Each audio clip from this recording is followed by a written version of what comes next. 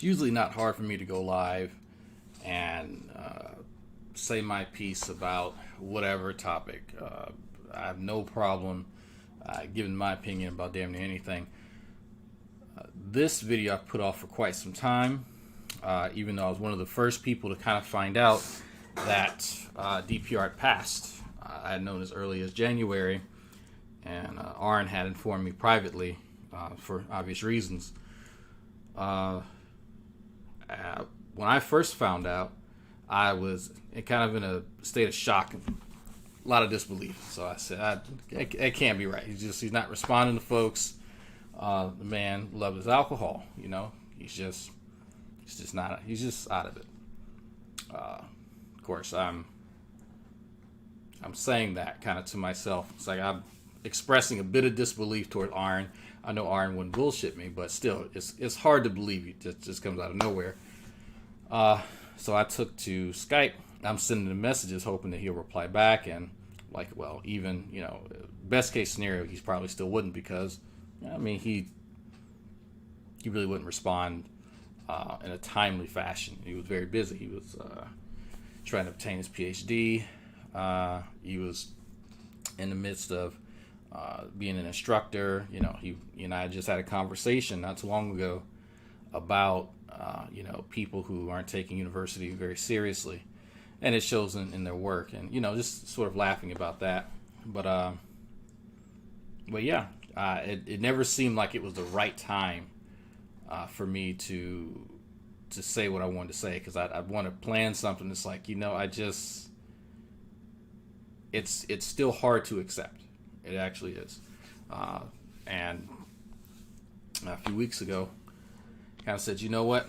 I need to just go ahead and do it. Just need to go ahead and let go. But it's a bit different, right? There's been people online that we know that have passed. Bill Ludlow's passed. Wasn't as close to Bill Ludlow.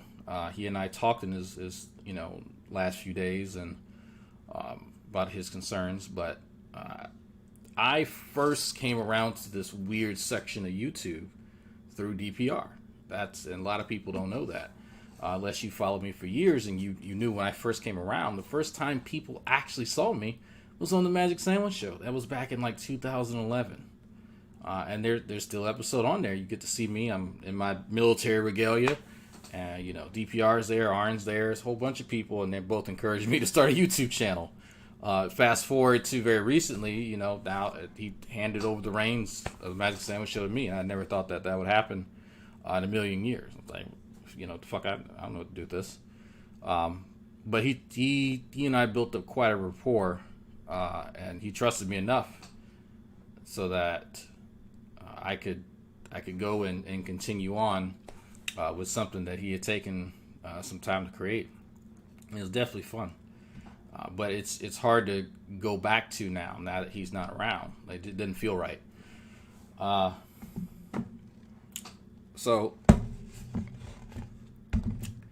one of the fondest memories, and one of the things that I remember about DPR, amongst his, he was a bit of a Luddite when it came to technology. That was, if you knew DPR, if anybody knew DPR, it was that he wasn't very tech savvy, and we all have older family members that aren't tech savvy, but DPR was just like averse to almost any technology. He could never get to work. And I remember staying up late, and then I guess it was early in the morning, like 4 or 5 o'clock in the morning, trying to get something to work. Just remember email passwords and get him to log in. It's just very basic stuff. And man, he was struggling with it. But you loved him. Man loved to at least try. Like, he would try for hours and hours and hours.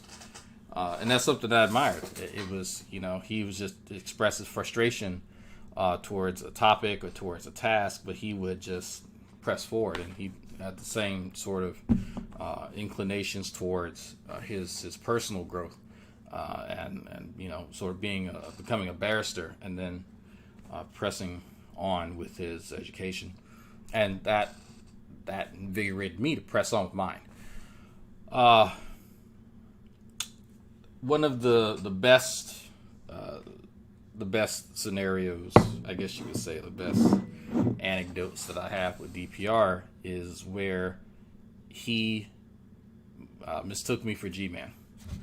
And that it's quite a tale. I've told it before, but in essence, there was a bit of a hangout, Google Hangouts of sorts, and I'm probably going to butcher the story, and Hogtie is going to say later, no, that's not how it happened.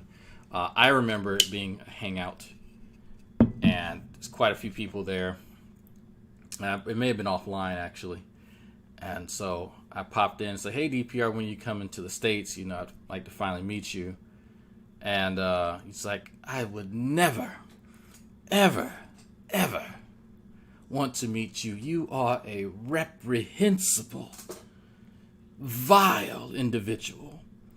I would sooner share lodgings with a monster before I'd ever...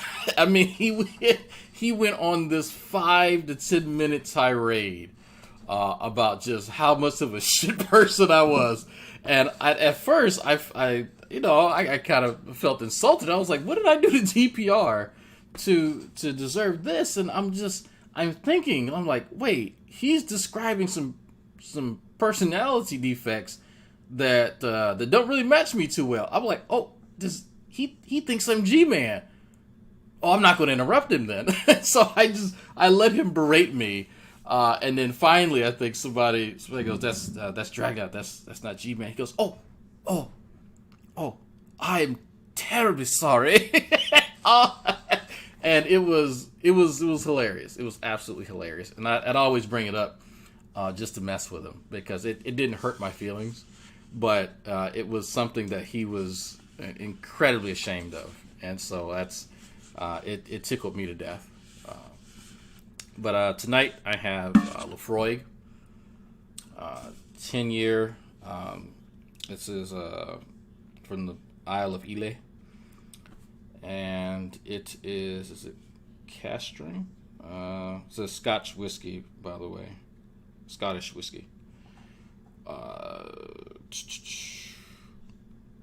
Yeah, and it is a single malt. That's all I wanted to say. Got just enough left, so not gonna carry on too long, but that's the end of that. So to DPR.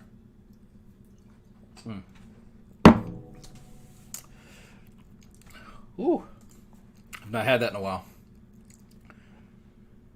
All right.